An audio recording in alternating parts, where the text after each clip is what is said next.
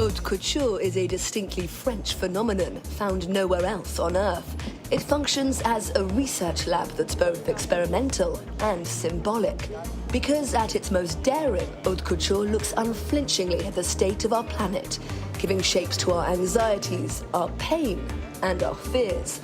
This is Haute Couture Autumn-Winter 2026-27.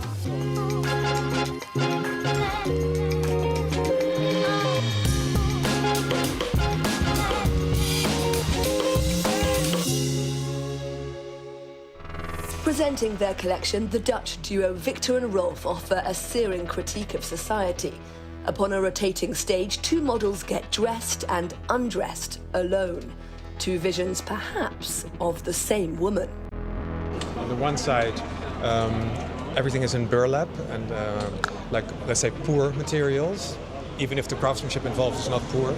The other side is a lot of gold, a lot of lurex, all kinds of gilded materials, embroidery with stones and Swarovski crystals, paillettes, metal paillettes. Similar movements, identical silhouettes, but one lives in opulence, the other austerity. Is it a political message? Well, the title of the collection is Gilded Age 2.0, and it's about decadence and a little bit of the mess it creates, and we are trying to make something beautiful out of it with this show. So the idea of this mirror act we've had for quite a long time. And the last two coats, I think, said it all. Decadence on the one side, restraint on the other. I think part of what they are exploring is there are dualities, and then the dualities merge and separate and merge and separate. And I think part of the genius of Viktor and Rolf is that they give us so many ideas to really sink our teeth into and really grapple with and explore with curiosity and depth. And they are giving us fashion in service of performance instead of performance in service of fashion. To mark the 10th anniversary of his haute couture label, Yuima Nakazato delivers an artistic performance of his own. On the stage of the Maison des Métallos, the couturier dresses the models himself, a modern take on the codes of traditional Japanese no theatre. His collection is called Inferno. Well, fashion is non-verbal, but I always put one word for the title, and for me it was Inferno. Because when I see the water, and then I thought it's turning to the fire, so I took a photography of the wave in Tenerife Island when I travel, and I changed the color, blue to red.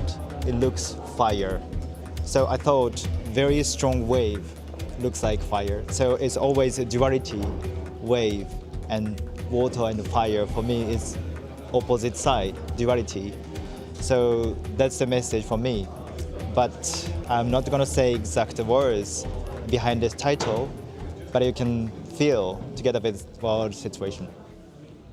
So Yuima Nakazato loves exploring duality, but he also delights in the sounds produced by the unusual materials he uses. Actually, this time you can feel the sound of the ceramic. It's all handmade ceramic dress, 1,000 piece to fit on the body.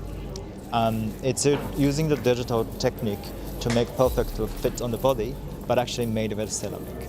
And also together with the silk organdy, with the digital print, or using the dry fiber technology to upcycle all the clothes to make a new textile, something like that. Always combining with the latest technologies and also traditional technique. As ever at Stéphane Rolland, it's an immense spectacle. On the Olympia stage, he offers a glittering homage to Franco-Italian pop icon Dalida. Orlando, Davina's brother, put his trust in us. We wanted to put on this show, but in a very particular way, with an orchestra, with a singer coming specifically to pay tribute to her, named Yuima Nakazato. She's one of the greatest singers in the Middle East, and we wanted to hold this show at the Olympia, because the Olympia was her favorite place to sing.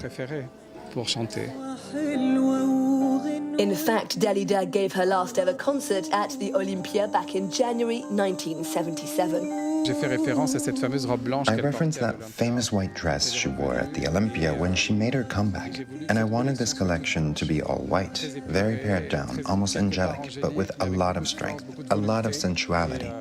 All the embroidery is done in quartz, amethyst, rock crystal, daffodil diamonds. There are some real beauties in there.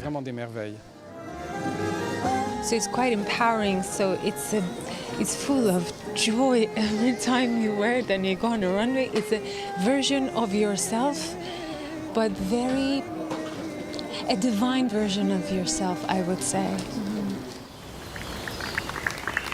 And finally, in a starkly pared-back setting, Adeline André offers her own vision of fashion as spectacle. Looks with simple drapery, but extraordinary cuts. A collection that asks us to take the time to reflect deeply.